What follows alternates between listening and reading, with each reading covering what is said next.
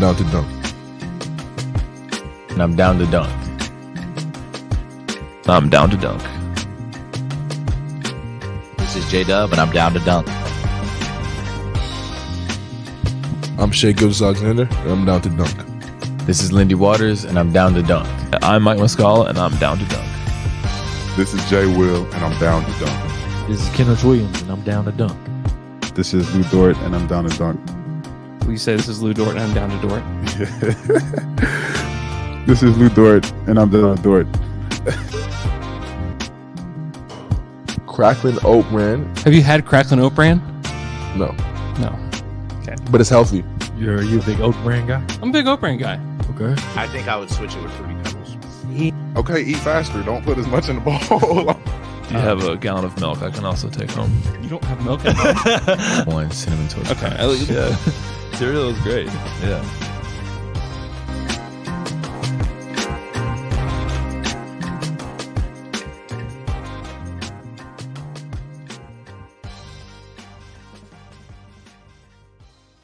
Welcome to Down to Dunk. I'm your host, Andrew Schlecht. We're part of the Athletic Podcast Network. With me, as always, on Mondays is my good friend, Michele Berra. Michele, what's up? Weird time for us, but Weird time. still Monday, so it's good. It's great. Still sipping my coffee here on this Monday morning. It's Halloween. Happy Halloween. Do you have a favorite candy, Michele? No, I think licorice roll. I think I already said that. Licorice roll. I like the rolled up red one. Yeah. That was it would have taken me maybe 100 guesses, maybe more, to get to that. No, I already told you that, I think 2 years ago, and you were, what? I believe you. I don't remember that, but I do believe you. He said that. I'm going no sugar right now, so today's not a great day for me to be talking about candy, but it's hard to beat a good Snickers bar or a Reese's cup. Do you have Reese's cups over there? no, I tried once. don't? No, we don't. Oh, you think it's? Oh, yeah. We have talked about this. You think it's too sweet. You think the peanut butter's too sweet. It's not real peanut butter, right? Yeah, exactly. But I had my protein yogurt, I think 2 weeks ago. It was coffee and peanut butter. It was not bad. Yeah, it sounds delightful. No, coffee and vanilla are way better. But hey, I at least tried to be a little bit more American, just a tiny bit more. Oh man, something else you can do to be a tiny bit more American is come to Down to Dunk Night on Thursday. It's gonna be great. Someday, Michele, you're gonna have to join us on Down to Dunk Night. I think the people demand it. The people want to have Michele Berra in person at the arena so that we can all hang out together. So one of these days we'll have to make it happen. Maybe we can convince the Thunder to fly you out on a private jet. Yeah, that seems not necessary. I just have to try to organize a visit to the cement plants in US. We have one in Pryor, so maybe we need to work out something. There you go. So Thursday night against the Nuggets, we are having Down to Dunk Night at the arena. So buy your tickets. You can go to the Down to Dunk Twitter account. Also, I've retweeted it several times. But join us. It's going to be great. You can still get your tickets today. We will have a pre-game meal and also a live Q&A with all the Down to Dunkers, except for Michele. Alex will be there as well. So join us there. We'll do a live Q&A on stage. You'll be able to ask us anything you want about the show, about the Thunder, about the NBA, whatever, cereal, anything you want. That'll be a lot of fun. And then we will go watch the Nuggets game together. And it'll be so much fun. And then we will go onto the court after the game to take a group picture. And then the half-court shot festivities will begin. And whoever wins this half-court shot competition will get courtside seats to a game of their choice. So it's a pretty great deal. It's a pretty fun time. Be there this Thursday. I can't believe it's this week. I feel like it snuck up on me. Something else that was sneaking was Isaiah Joe sneaking onto the court there with about 4 minutes left.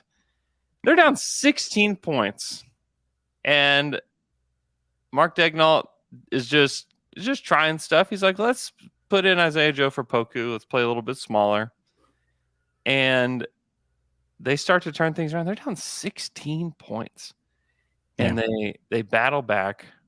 Part of it's Isaiah Joe, who just starts nailing threes. Most of it's Shai, because Shai was unbelievable in this game.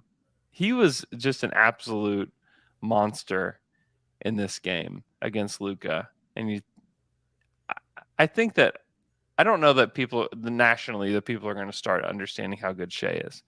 Like, I'm not counting on that. But like 38, 6 and 9, 2 steals and a block. He was he and Luka like stood out as two great players on the court. And I think that it's about time Michele is on a mission somewhere. He just stands out as a true star now. Yeah. And you definitely saw it last year toward the end of the season in particular. But the way that he's getting to the paint just at will, when they know that's what he wants to do, the guy leads the league in drives. He still gets where he wants. His mid-range jumper looks really good. Like, his body control is improved. Not that it was ever bad, but it's improved. And he's just starting to get whatever he wants. And this is without the full squad. This is without.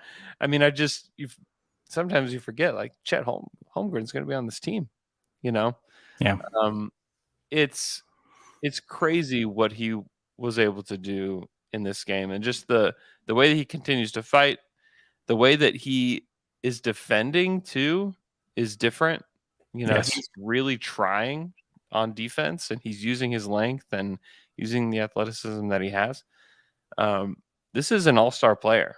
I mean, if he plays like this until February, he will be an all-star. Like, there's just no question in my mind. Oh, if he plays like that up to February, he'll be probably an All-NBA kind of guy. I mean, you don't go 29, 6 and 6 and not being an All-NBA. Even on a team that is not winning at a high level, but if they close the year 50% and he is like this, yeah, there is no doubt in my mind. I think that we should go back 1 year in remembering when teams like the T-Wolves, or I don't remember, it was a game in particular where I think it was the T-Wolves, where they were just sending 3 guys and sending him left every single time, and was having a hard time at the rim. Right now, that's gone. He is finding ways, either with a pass or with just being more aggressive, more poised, more strong. I would say even more, more crafty around there. He's just scoring at will. And you're right. Dallas is not a bad team defensively. They are long. They can switch everything. And it really didn't matter. They're giving Trey Man fits because of their length, because they don't play small guys, There was no... the smallest is real 6'5". Yeah, nobody for Trey Man to like truly cook, because he's like cooking either smaller guys or he's cooking like big men. That's slow. Yeah, and it's just harder for him to get going against, like, they just have good players that have good length and good athleticism, and Finney Smith, Reggie Bullock, those are good defenders. Even like Maxi Kleber is like a good defender. Yeah, so is Powell. These are guys that play and play on both ends. Mm-hmm. So I am really surprised that Shai is this good this early, but not super duper surprised. We saw glimpses of that last year. I was high on Shai, not quite this high, to be completely honest with you. One thing that really blew my mind after I thought about the game, it was the impact that Lu had on Luka Doncic. Man. I think that as a You're going to put your hate away for one episode? Is that what's happening right now? yes, absolutely. All right. The way in which Lu impacted the game on both ends is why I think OKC is willing to give him huge money. Luka was good. Don't get me wrong. He was still the engine of the offense, but scoring wise, Lu gave him fits. And I texted the group chat. I think it was a couple of days ago. When is the last time that Lu was elite defensively? This is elite Lu Dort, and it's been a while since we saw Lu having such an impact. Maybe guys like Luka, guys that are the engine of a team, are the best way to maximize Lu Dort. But the most impressive thing was the shot selection on offense. He was getting deep in the paint, and we discussed just a second ago how the length of Dallas is a problem for many guys, including Trey Mann. It was not for Dort. He was pulling guys down there, making the good choices. I mean, I think that he rushed 2 threes, but if taking 2 ill-advised threes, like 50% of his threes, it's the price that I have to pay to get all the other things, then it's good for me. And the same goes for Bazley. I mean, these two guys are not elite decision maker, not even probably good decision makers.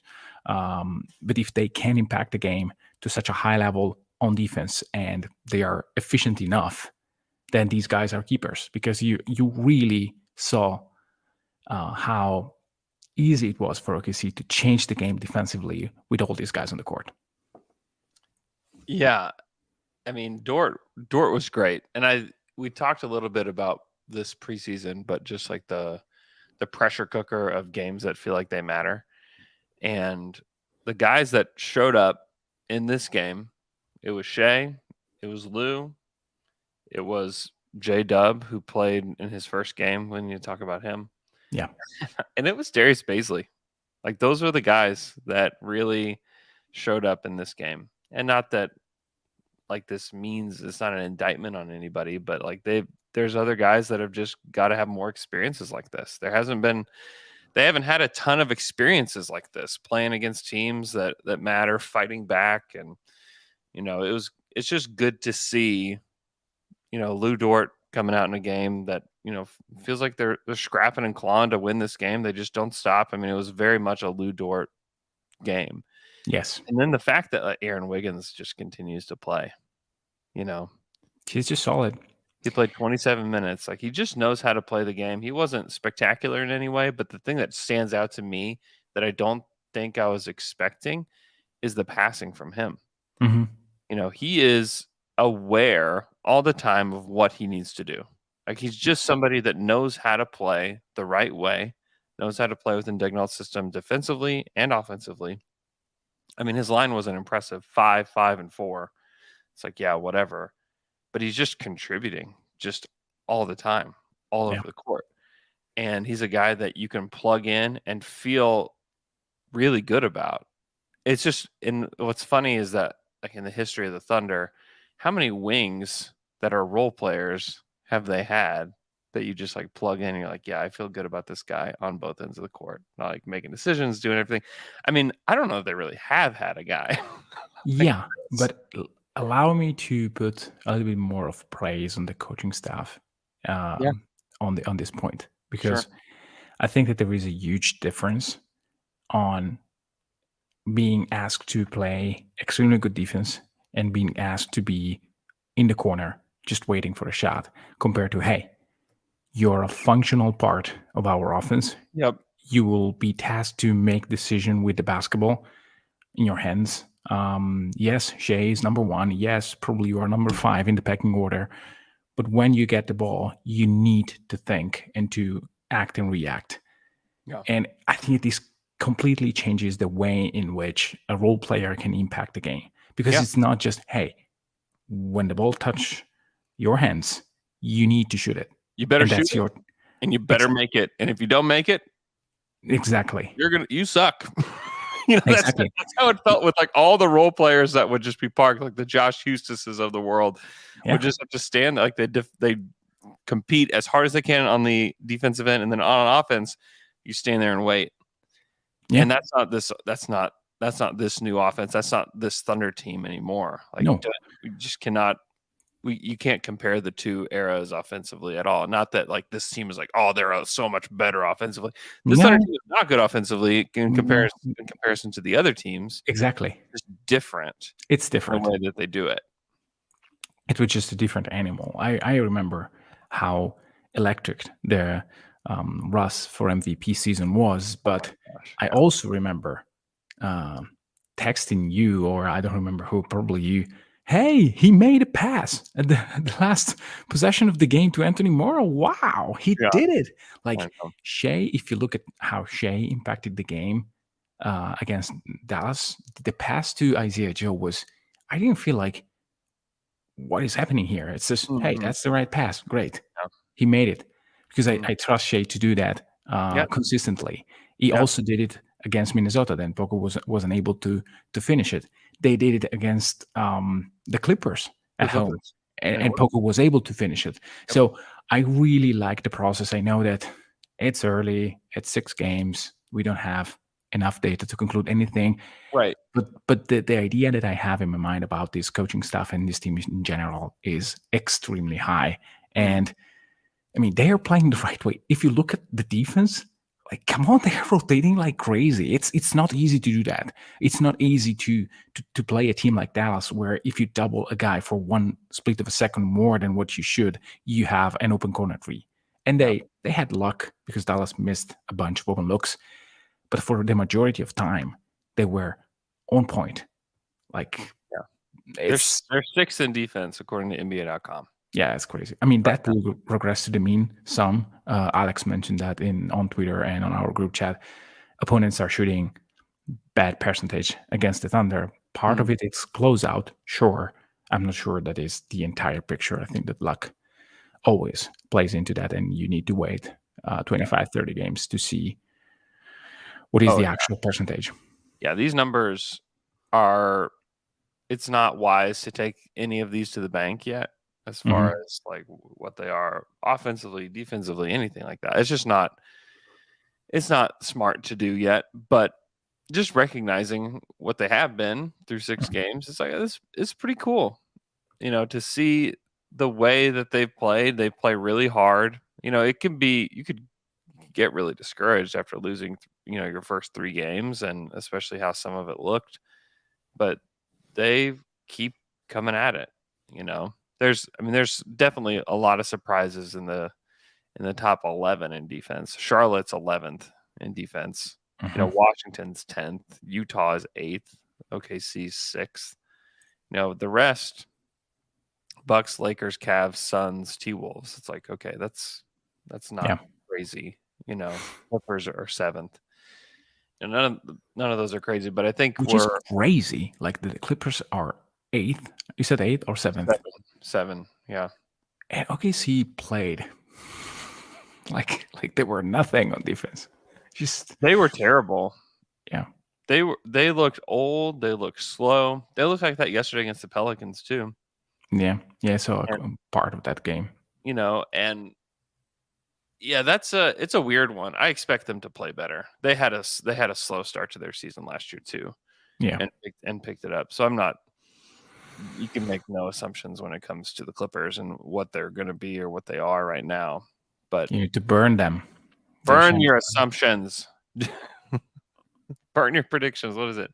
Save your predictions. Burn your assumptions. Exactly. Get rid of them, because we don't know. And with the Thunder team, we don't know. Like, it feels great right now to see them winning like this and to see them playing together. We don't know what this will result in.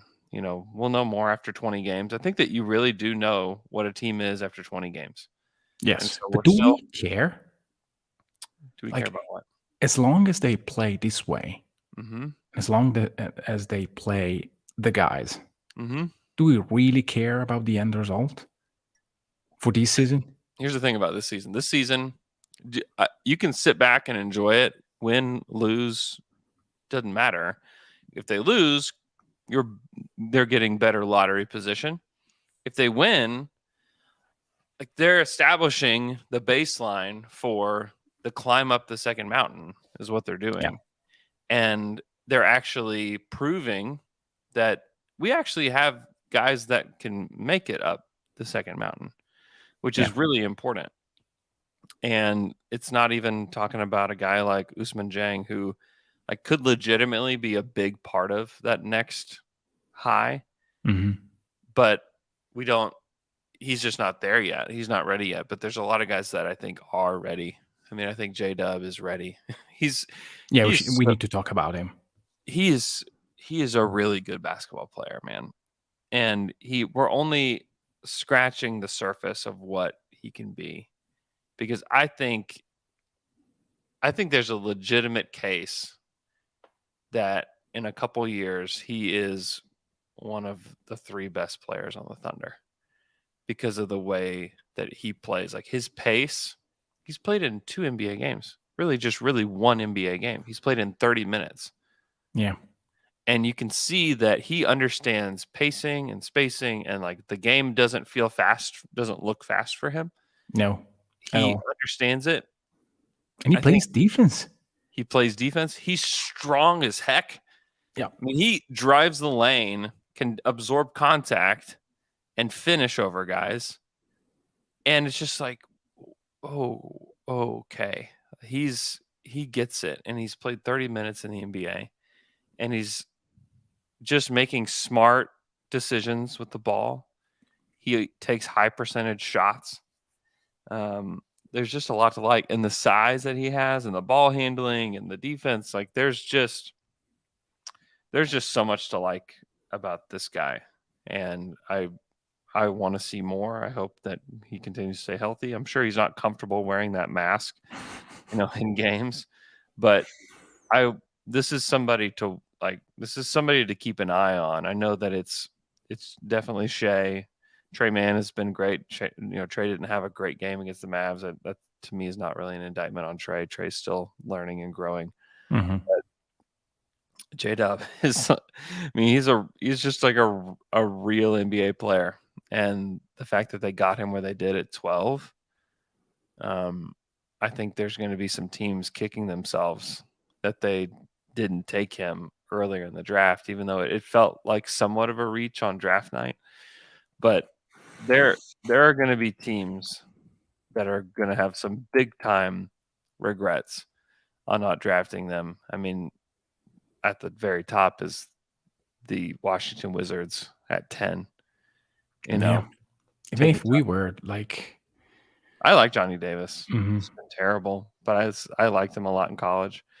I think even the Spurs, who need a guard pretty badly, if he was playing for San Antonio right now, and everybody knows I'm a big Jeremy Sohan guy. Like, I think he's great. You think that, J-Dub could be playing for the Pelicans right now? Yeah, that is the team that I was thinking about. I think that might be as high as you can go, where there's maybe like some, I wish that, they would have taken him. Like Shaedon Sharp's been great. Ben Matherin's like, gosh, that guy's so good. Yeah. And then on and on. I don't think that any of the rest regret it, but like even up to 8, I think you could say like, oh man. Again, it's super duper early, but that game was. I don't care. I really don't care. He played the same way he played in Summer League, to be honest with you. Yes, I am so impressed. And the fact that he's as versatile as he is with the size that he has, where it's not just like he's some 6'3" guard or something. Like he's not that. He's 6'6". 6'7" in shoes and hairs. 6'8" in shoes and hair. Yeah, probably. Yeah. And just plays the right way. I think that he's going to impact the league for a long, long time. And I think that the Thunder are very smart for drafting him. He needs to make shots. Let's find some negative. Makes some jump shots, you mean? Yes. Yeah. He's 5 of 8. He needs to make shots from 3 at a good clip to be the actualized version of himself. The sample is really low so far. Yeah. What is he only taking? Like 4 threes, 3 threes? Yeah, I don't know, but the shot looks good, but slow. Yeah. So that part of the game, we need to be a little bit. We need to nitpick a little bit, otherwise He's we taking are. 3 threes. He's 1 of 3. Yeah. Yeah, I agree that we still need to see a lot from him. Just the thing that's impressed me the most, though, is just his pace and his poise. Yeah. For just coming right into the NBA, and he just looks like he fits in right away. Yeah, and again, he was playing against guys like Dinwiddie, Luka, and he was just picking their pockets and being active on the passing lane, being good overall. Yeah. He was just very impressive. I mean, it's OKC is playing in a good groove right now. The schedule did not do any favor to them. No. And they are 50%. Nobody in his right state of mind could have predicted this. Yeah. Even knowing that the Clippers was like without Paul George for one game. Yeah, I would have, even without Paul George for both games, I would have said they probably go 1-1, maybe. Yeah, which is what we said after the pod last week. Is saying, they will split. Yeah, and then going and losing Dallas, and they nailed 3 games. Yeah, they dominated the Clippers, and then had that furious comeback. Isaiah Joe, what a night from Isaiah Joe! Didn't miss. He scored 15 points in 9 minutes and 3 seconds in this game. Defended Luka at the end of that was weird. The game. I think that was very intentional on the Mavericks part. I don't think that was very intentional on the Thunder's part for that to happen. He held his own just fine. He's got better size than you think. Yeah, what is 6'5.5"? Yeah, he just looks. I mean, he looks big enough to cover him. You know, 6. He's Basketball Reference has him at 6'4". He looks bigger than that to me. Yeah, it was like a tad smaller than Shai, but not 2 inches. Not that I can picture 2 inches in my head, but 7 centimeters is probably what I'm picturing right now. 5 centimeter, what is? I don't know. He was great. This is like what dreams are made of for a guy like Isaiah Joe. To be able to come in the game and impact it right away. I don't know what this means for Isaiah Joe's career. I think that he was always, this is the reason why he's in the NBA, just for shooting. Yeah. And the Thunder are going to need shooters. And these are the kind of guys that have been unearthed in Miami, year after year, it feels like. And whether it's him or Lindy or somebody, you hope that they're able to at least develop and bring along some kind of just lights out shooter. Because this is the Ty Jerome card. Yeah. Ty Jerome playing for the Warriors, getting their butts kicked yesterday, but still playing. Yeah, I mean, this is the spot in the roster where you're not a good defender and you are quote unquote lights out shooter, and that's it. Yeah, and he was ready. I mean, there is a world in which he goes 0 for 3 and the game is over. He didn't. Credit to him. Credit to Dagnall trying this, because I was discussing it with John on Thunder After Dark yesterday. I mean, if you go back, I mean, those spots in the bench were like, you're going to stay there unless it's a minus 35 or whatever. And maybe this was the reason of the substitution. Hey, let's start bringing in the guys who don't play the G time, but the end of the game with a huge gap between the two teams, not garbage, because otherwise, or it was just a genius move. The point is, Dagnall is trying those moves. He's trying stuff, and this one worked out. Makes him look like a genius. There's other times where people are like, "What the heck is he doing?"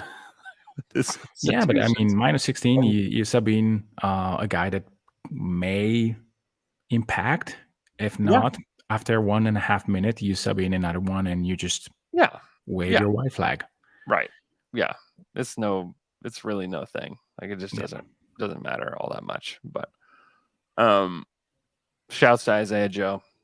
happy for that guy. It's just cool. Just a cool story. Somebody that gets waived and then comes in and makes an instant impact and makes Sixers fans vomit in their mouth as they're seeing the highlights of this game. We got to talk about Darius Bazley, man.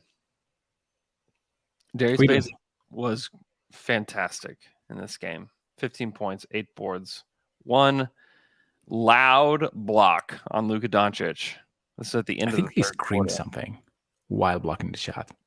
Yes, on the replay you could hear him yelling something, and he should, because it was an amazing block at the rim.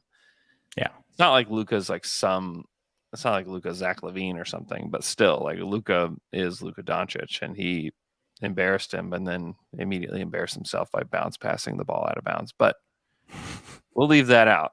That was his only turnover of the game. So he's playing the exact role that we would want him to. He's not spending a lot of time with the ball in his hands. He is finishing dunks. He's just playing the right way for him. I still don't think he's the greatest fit within the offense, because there are still times where he does hold the ball a little bit too much and doesn't really flow within the offense. But if he's the screener, then things can go well, because he's got good enough touch around the basket. Yep. He will dunk the ball really hard. And I don't know. And then the real calling card for him is his defense. Yes. Because it's different. He's the only guy on the team that has this kind of length and athleticism to defend bigger wings like Luka. I mean, he's been a really good player, and I'm still not fully convinced that he's long for the Thunder. And just because there are so many guys, and can you really, with all these other guys waiting in the wing, can you really afford to pay Darius Bazley? I don't know. Depends on what it costs. Yeah. But for now, as the backup center, he's playing really well. He's definitely outplaying JRE at this point. Jeremiah's kind of had and I know Jeremiah got a shout out from John Hollinger. That was a little curious to me that he was the one that got the shout out from this team. I don't know about Hollinger and the Thunder. It was weird. It felt, I don't know. It felt like way too NBA smart guy. And I like Hollinger a lot. He's a good guy. He's obviously really good at what he does. But there were maybe 4 or 5 other guys that I would have given a shout out. Man. Yeah, from the Thunder before him. Anyways, that's beside the point. Darius was great on Luka. He closed the game for the Thunder. If he can play small ball center, I kind of like the Bazley, Poku, small ball center guys, playing that spot, because they're real versatile and they're both really forwards. But if you can get away with playing them both at center, I think it really works. Yeah. And I was watching the Magic play the Mavs last night, and I'm just thinking, oh man, this Magic game is a Darius Bazley game. Yeah, he got the Paolo assignment. Yeah. Well, Franz, Paolo, they need big switchable guys against that team, because Franz and Paolo will take everybody off the dribble and try to get to the rack. Yeah. And they both can take a variety of shots. And so to me, this is a quintessential Darius Bazley game. They need him to play well if they want to win on Tuesday night. Which is not a sentence I thought I would be saying, that this is a Darius Bazley game, but it definitely is. I mean, I wouldn't be surprised to see him start, in that game. I mean, they've had a different starting lineup almost every single game. I know that they've had the same one twice against the Clippers, but they continued to just shift things around. They started Shai, Trey, Dort, Wiggins, Poku, and I don't know. If you're trying to mix and match who you're playing and, starting your guys for the matchup, I wouldn't be against starting him. in this game. Yeah, I wonder if playing from the beginning Dort and Bazley is actually something that you should do. At the end of the game, legs are different, are heavy. You can get away with not being 100% focused. But at the beginning of the game, I think that spacing matters. I think that if Giddy is good to go, which we don't know yet, Yeah, we don't know yet. I would bet for a starting lineup of Dort, Giddy, Poku, Shea, and Wiggins or Kenrich. Yeah. That gives you enough switching material to switch every pick and roll that Giddy's playing, and you can also switch Pokuševski. Maybe not on Paolo, but I think that will be the starting lineup. Yeah, he can probably try to stick with him, conceding the jump shot and trying to bother him at the rim as much as possible.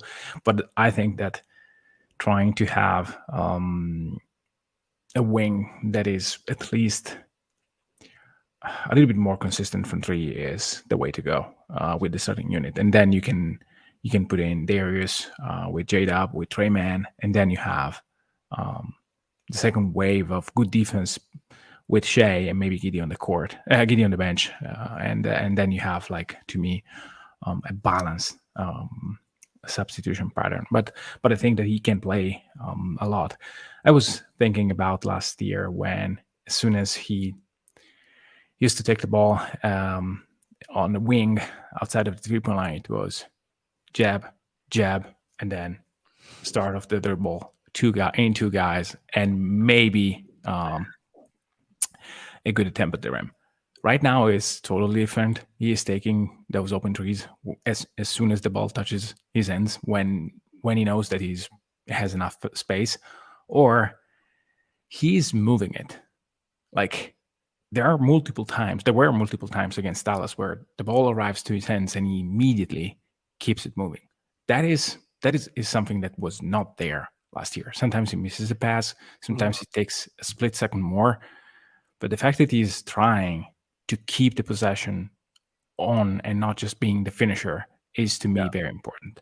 Yeah. And it's different. I mean, the first game of the preseason was like bad Bazley for basically 30 minutes. And it's incredible how right now it's that part of the game is almost gone. It's mostly good Bazley. And sometimes attacking Bazley is a good Bazley if there is a one-on-one matchup with a guy that is lower than him. I think that he has that ability. He just has to use it a bit better than last year, which is doing it. He's doing it right now.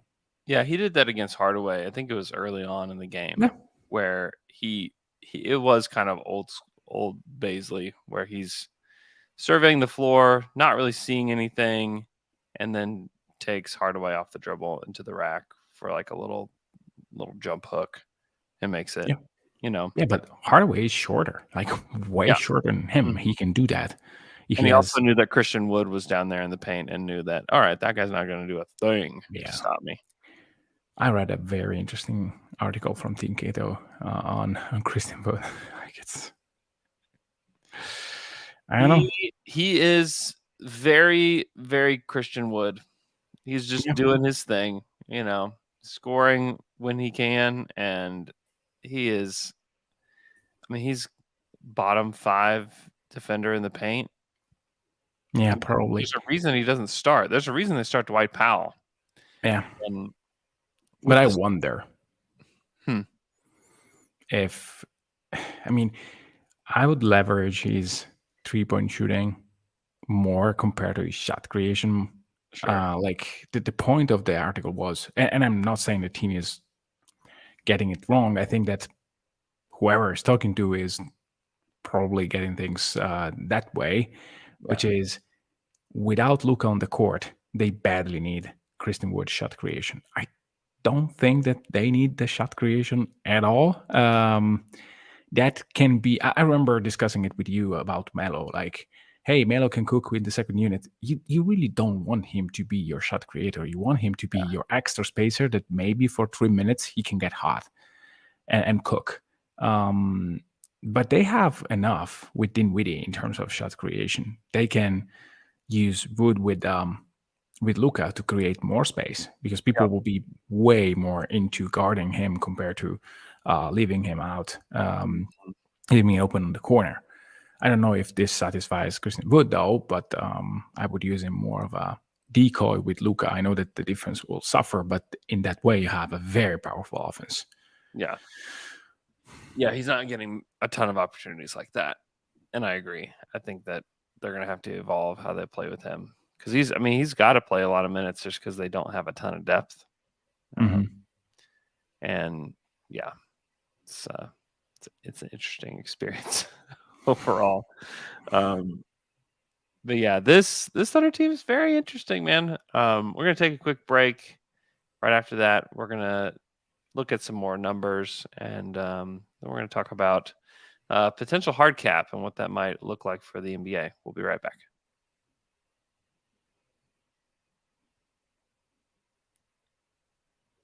And we're back after that quick break.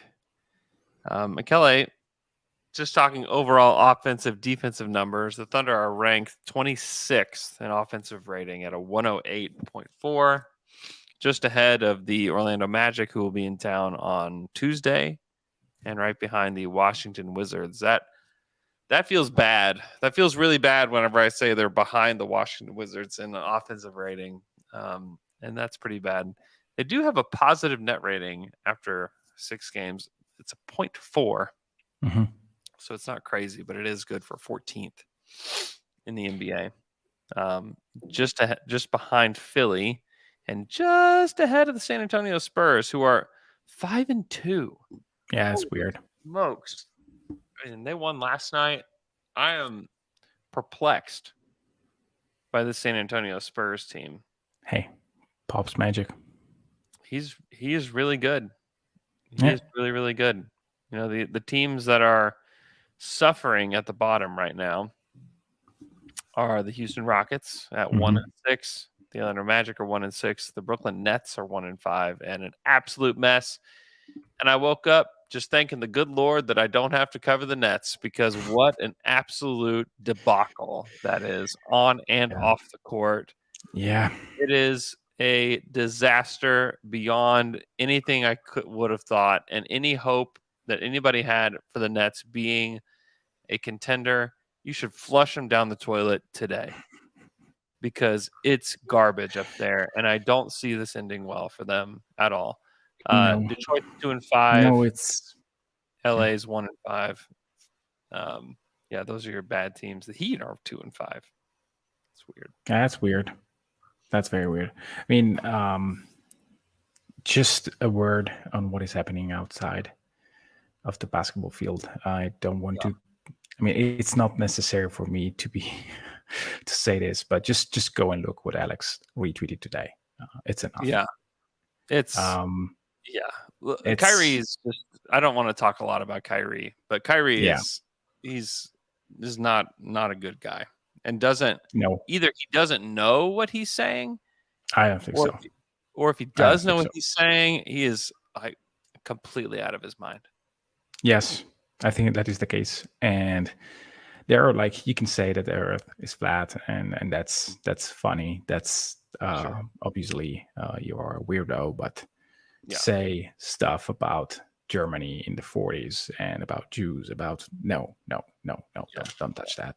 Just don't. I mean, I had multiple friends with parents deported, so please no.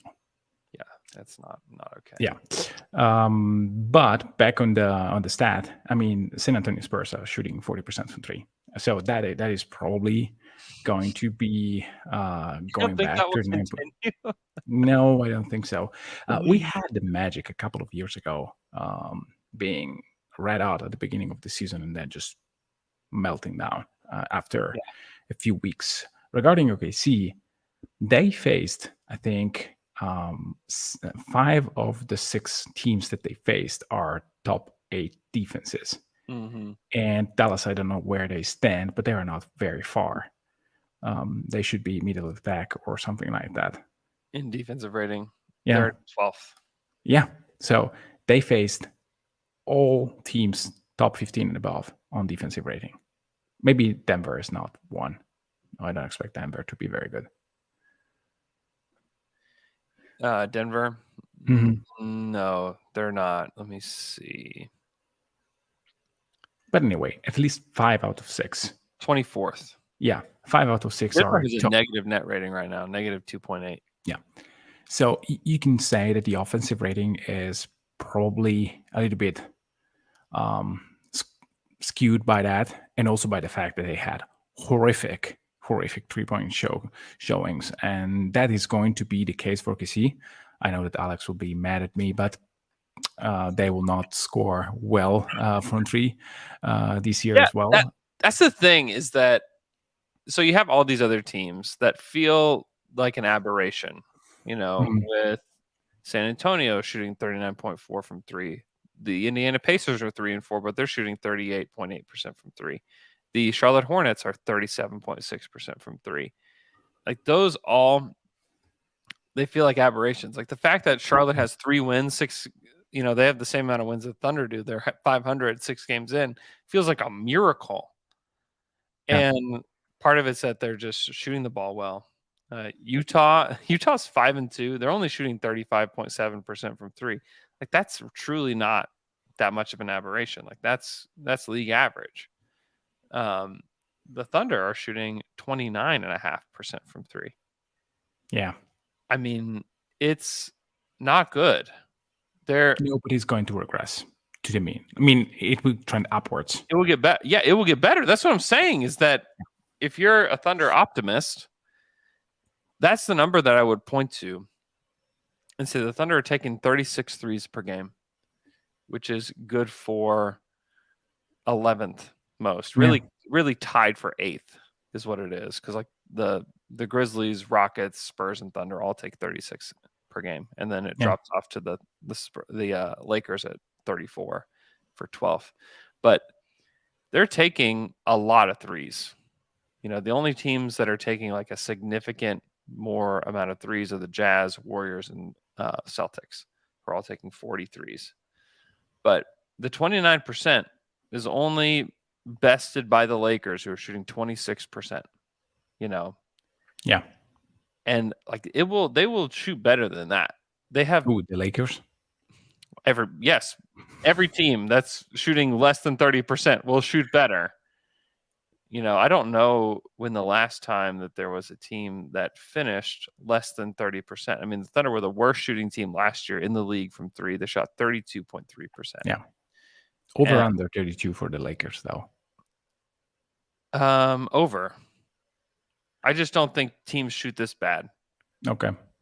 The Hawks were the worst team in 1920. They shot 33%. 18-19, the worst team was 32.9%. It was the Phoenix Suns. Yeah. 17-18, 33%. Again, it's the Phoenix Suns. 16-17, 32%. It's the Thunder. 15-16, it's 31.7%. It was the Lakers. Teams just don't age. Teams just don't shoot below 30% from 3 in the modern 3-point era. They just don't. Yeah. 31% is the lowest, that I've seen in the last decade. I mean, even Minnesota, here it is. 2012-13, Minnesota shot 30.5% from 3. They only took 18 threes.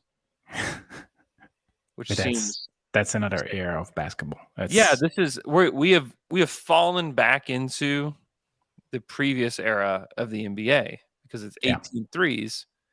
When you shoot 18 threes, you're gonna miss. The more you take, the higher that percentage is gonna go, just because. And so this is where I know, like, it's the Lakers are really fun to make fun of. Don't get me wrong, like it's great, it's wonderful. They finally got a win last night against the Nuggets, and they celebrated like they won the championship, and it was hilarious. But they're shooting 26.6% from 3. Like the Lakers are gonna get better just because math. The Thunder are going to get better because of that too. The Thunder are not going to shoot 29% from 3 this season. The Lakers are not going to shoot 26% from 3 this season. That's just not going to happen. And the Clippers too are shooting 31.5% from 3. They're not going to do that. Yeah. That's not going to happen. And then, like we talked about the other end, like the Cavs are not going to shoot 42.7% from three this year. Yeah, They're just they're not. shooting lights out. Yeah, They're crushing it right now, and that's not going to continue. The Pelicans are shooting 40% from three. Sorry, Pelicans, you're not going to do that this year. Like both extremes are wrong. Like assumptions to make that this is the kind of shooting that you're going to get, and it stinks for the teams at the bottom, like the Lakers. And not that the Lakers need sympathy, they don't. But like the 26% is just not. They're going to get better. Yeah. How much, I don't know. Again, I would not be confident in putting the over at, well, maybe 32.5 is a good over under. I would not be extremely confident. 5 percentage points better, though. Yes. No. Above 30 is a given, or should be a given. I think it is. Even if you're, the Thunder last year, shot better than that. Yeah, that's it. Like signed, sealed, delivered. It's just the way that it is. Yes, it is. So the defensive number that is also skewed a little bit by the fact that they didn't face great offenses as of yet. Yeah. So I think that it's not impossible to see them like between 12 and 18 both this year, and maybe better on defense. We'll see. That is the number that, if they are a top 10 defense or top 15 defense with not a bottom 3 offense, they will be in the play-in or close to that. That is just pure math. Like if they are this good defensively and they have even a slightly negative net rating, they are going to fight for the play-in. That is how the league is. Yeah, I don't think you can be a top 10 defense and just be a putrid team. Like I just don't think that that's the case. And and you look at these other teams that were at the bottom of the league last year, along with the Thunder, and it's Detroit who's 29th in defense, 120 defensive rating. The only team that's worse is the Brooklyn Nets, who I just don't want to talk about anymore. 121.6. It's just so bad. The Rockets are 117.2. They're 26th in the league. Orlando is 18th at a 112. Like that's a positive step forward for them for sure. But it is this is the most difficult thing to do. I think the offense will come along as these players get better and as they insert better players in, like specifically Chet Holmgren. When you insert him into the game, the offensive burden is just eased for everybody. So we'll have to wait quite a long while for that. But defensively, it's just it is hard to be a good team and have a 120 defensive rating. It is. And that's an aberration in itself. But like 117, like it's just hard to be a good team. It's hard to win basketball games when you don't compete on that end. The net rating for the Rockets is the worst in the NBA. They're minus 10 so far through this many games. And I was a little baffled by how much praise they were getting in the preseason and how much I watched 10 minutes and I was disgusted. They just don't have much of an identity. It's just basically just like we're going to put a bunch of talent out there and throw it out there and let's see how it works. And they have a ton of talent. There's no doubt about that. And I wouldn't bash them for that. I just don't know that Steven Silas makes it. Like I don't think you can play like this and keep your coach. They're not playing organized basketball right now. Yeah, it's bad. And it could all end up working in their favor and they get the number 1 pick in the draft. And then like no one's complaining at all in Houston.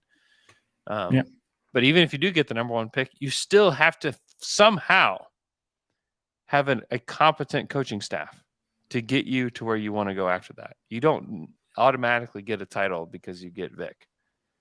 You need to do Oladipo. Just because you get Victor Oladipo back on the Rockets doesn't mean no. Anyways, I just think this Thunder team they're heading in the right direction. They are missing who's supposed to be their second best player.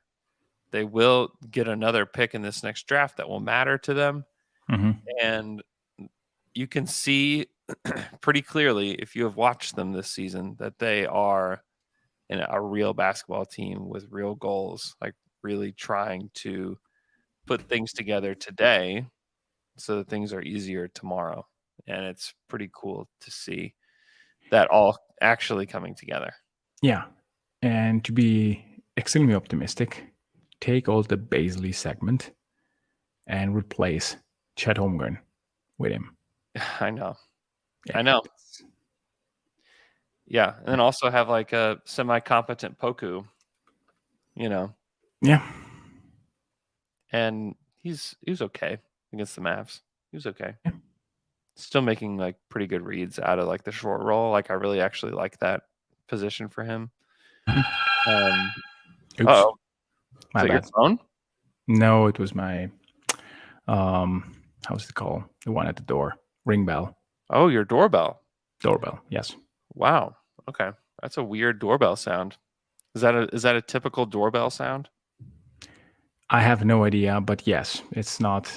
I mean, the house I was in before was similar. Okay. Yeah, they sound very different. It's more of a ding dong here in Oh, Oklahoma. I see. Yeah. Do you know what sounds really different? And I have friends that want that in Italy, and there is no way to get it. Mm-hmm. The sound when you open your car. Oh, really? Yes. Like what do you mean? Like the sound that like the beeping sound? Exactly. The Yeah. beeping sound. It's not there here. There is no sound. Just There's no logs. sound. Yeah. Yeah. My truck definitely does not make a sound. Okay. My truck is like, But in spy movies, you touch the car and you see these. And I also heard that. the car alarm. No. No. When you close it, you say like 2 beeps. Oh, when you lock it. Yeah. Yeah. Okay. My wife's Does car. that make a sound? Yeah. Your Well, the horn honks. My wife's Okay. SUV. We have no sounds. Yeah, mine does not make a sound either. Okay. Speaking of not making, no, I don't have a transition. So there was a rumor that was floated out. Obviously, was it? I can't remember if it was Woj or whoever it was. Yeah, it was Woj.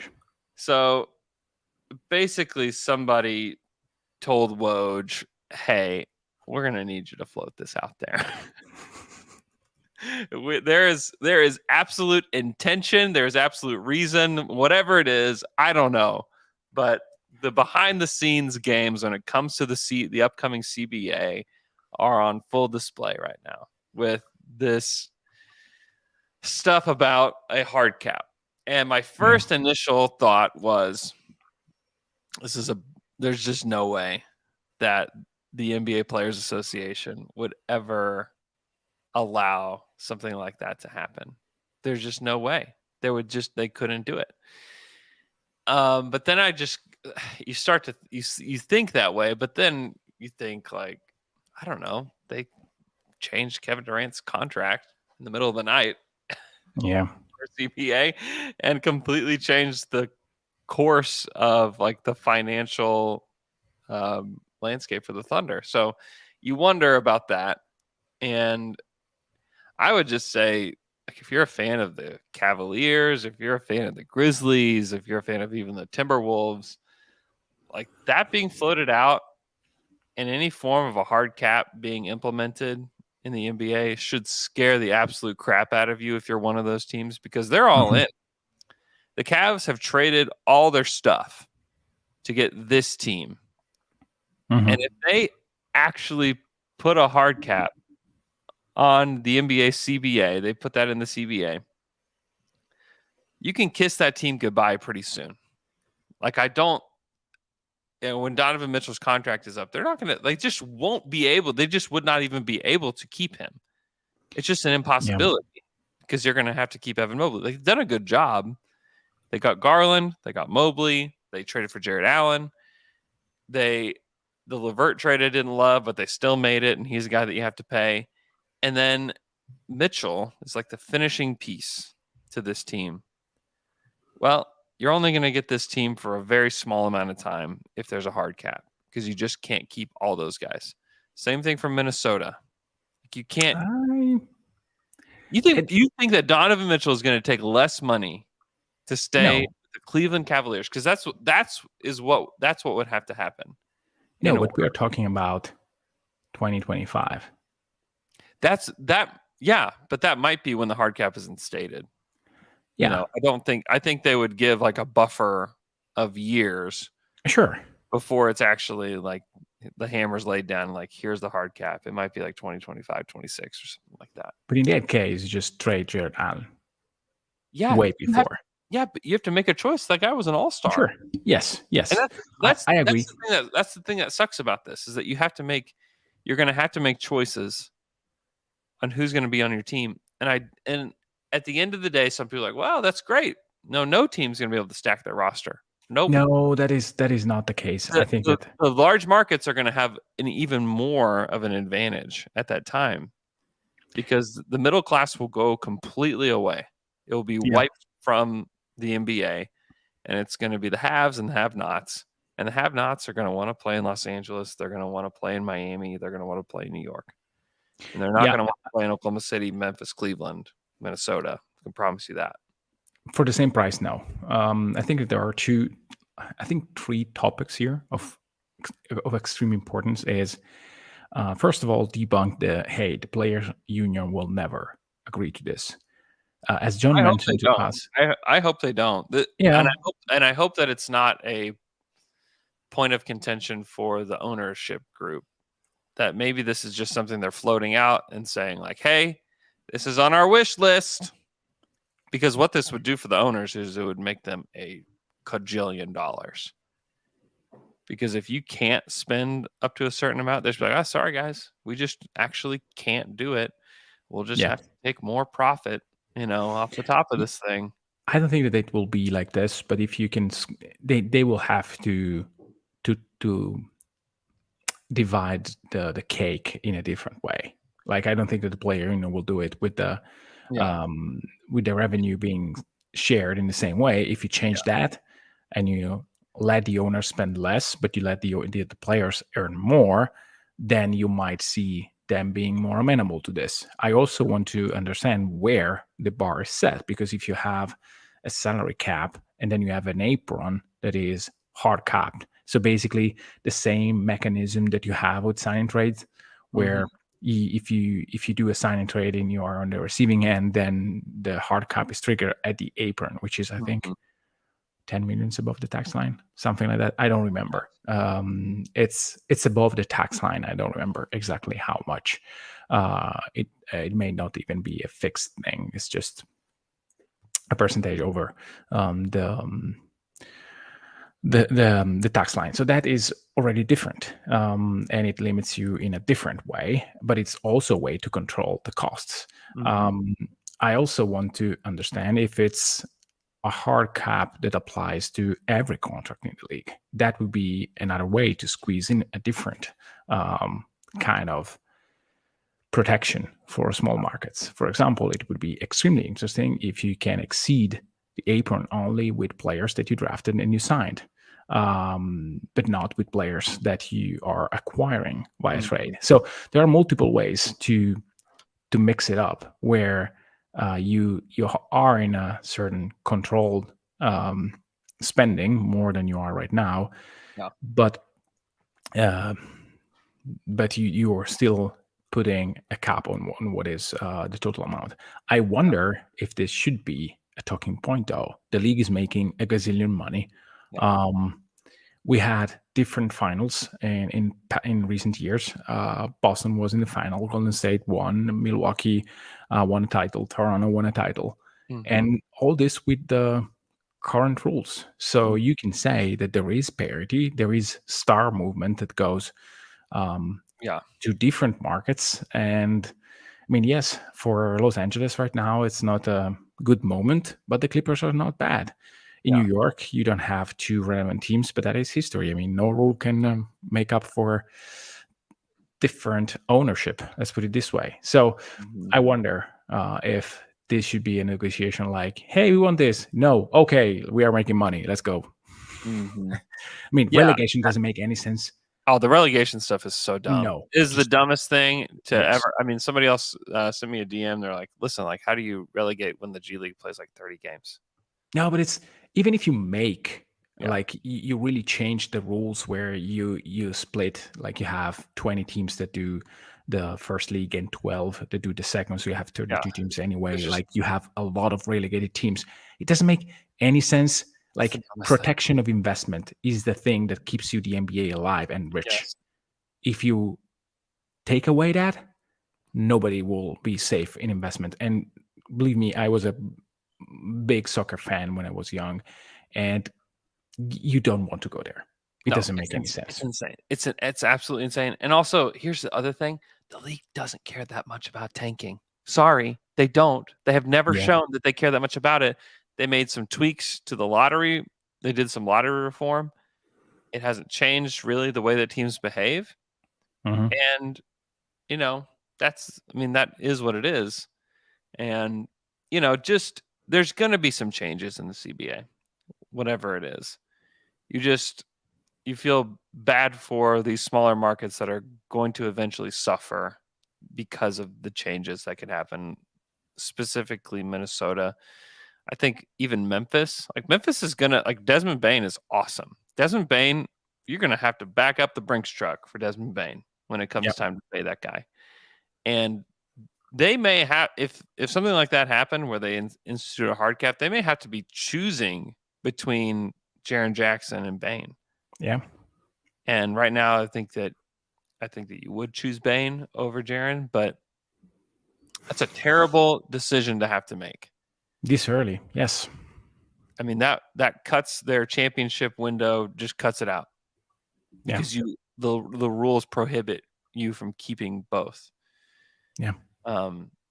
You just hope they keep and obviously the current rules are in a way where it doesn't hurt Golden State at all, just because they make so much money and they can spend as much money as they want. And like the Thunder couldn't do that. There are a lot of teams that couldn't do that. New Orleans couldn't do that.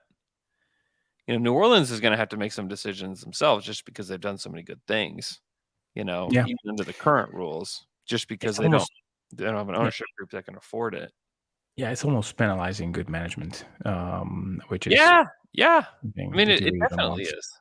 It definitely is. Any team that has acquired either through the draft or via trade or whatever, lots and lots of good players, says like, no, you can't do that. Yeah, don't do that. That's just, I hope it doesn't happen. But if I was a fan of any of those other teams that are trying to build towards something and have multiple all-stars, you won't be able to do that in that new system. And there is a lot of fun in discussing trades and it's already complicated.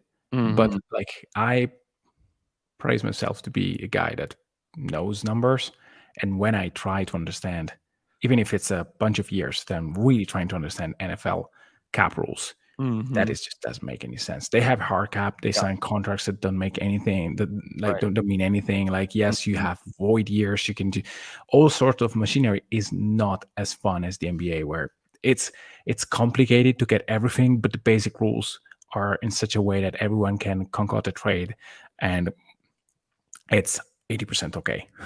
Like, which makes it fun because you can't play GM from home. You can try to use these exceptions and stuff that are not very easy tools, but they're still simple enough to play with. So I really think that these things are part of why the NBA is so good. And I mean, it again, to me, putting the hard cap at apron level doesn't really change much. Like, if you have a salary cap and salaries that are tuned for that, and then you have a buffer of 30%, it's still like something manageable, even for a team like Cleveland. You have to be more mindful about the middling contract. Like, I don't think that with our cap at apron, Dort signs that contract. I don't think so. It's too risky. 6 million less, yes. You like at 12 you do it, at 19 you no. Yeah, definitely not. Definitely not. Those kind of contracts will be gone. Yeah.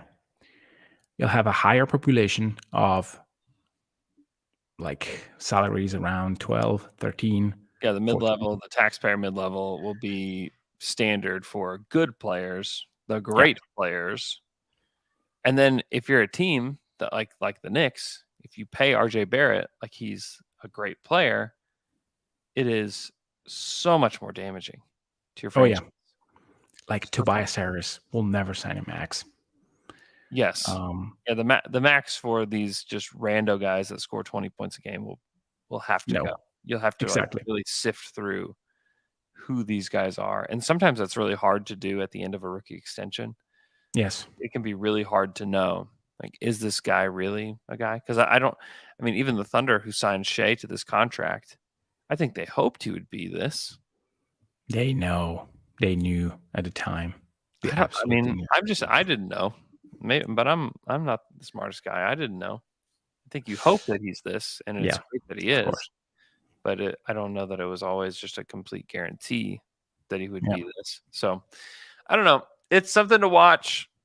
The CBA shapes the way the league operates, and it's something that I know can be a little bit more boring and it's not as exciting to talk about as Isaiah Joe. And I totally get that. And I don't want to talk about it as much as I want to talk about Isaiah Joe and Shai and even Darius Bazley being good players. But it is, if you're an NBA fan, something to keep an eye on. And my initial thought is that's never going to happen. But I don't know. You got to keep an open mind to what the league and the players might do. And if there's any track record whatsoever, it's the track record of it hurting small markets. Yeah. So something to not completely dismiss outright. So down to dunk nights on Thursday. They play the Nuggets. It's going to be a great time. So sad Michele can't be there. I'll be with my heart. Yep. I'll be sleeping, but hey, heart is yours. That's right. Can't wait to see you guys there. It's going to be such a great time. Start thinking of questions now. We're probably going to hand out little tiny pieces of paper for you to write questions on, and you can ask them to any of us, me, Jay, Luke, Taylor, Alex. You can direct them at a specific person or not, whatever you want to do. So if you're going to be in attendance, be thinking of those. I hope you guys have a wonderful Monday, and we'll talk to you guys again on Wednesday.